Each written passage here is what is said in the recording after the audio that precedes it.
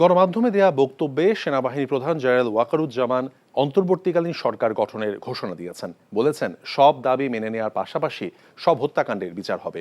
জনগণকে ধৈর্য ধরার আহ্বান সেনাপ্রধানের। আপনারা জানেন যে দেশে একটা ক্রান্তিকাল চলছে।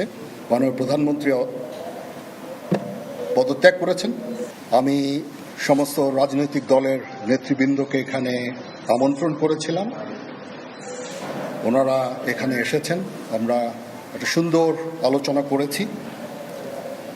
সেখানে আমরা সিদ্ধান্ত নিয়েছি যে একটা ইন্টারিম গভর্নমেন্ট আমরা ফর্ম করব এবং ইন্টারিম গভর্নমেন্টের মাধ্যমে এদেশের সমস্ত কার্যকলাপ চলবে। আমরা এখন মহামান্য রাষ্ট্রপতির কাছে যাব যে এই ইন্টারিম গভর্নমেন্ট ফর্মের ব্যাপারে ওনার সাথে আলোচনা করে আমরা একটা ইন্টারিম গভর্নমেন্ট ফর্ম করে দেশ পরিচালনা করব।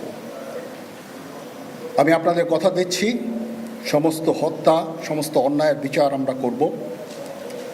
আপনারা সেনাবাহিনীর প্রতি আস্থা রাখেন, সশস্ত্র বাহিনীর প্রতি আস্থা রাখেন।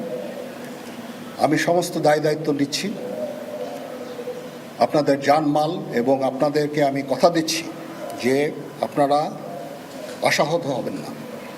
ইনশাল্লাহ আপনাদের যত দাবি আছে সে দাবিগুলো আমরা পূরণ করব এবং দেশে একটা শান্তি শৃঙ্খলা ফিরিয়ে নিয়ে আসব।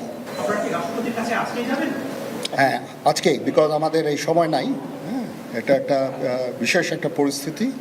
আমরা আজকেই যে এই পরিস্থিতি এটা একটা আমরা একটা নিয়ন্ত্রণ নিয়ে আসবো।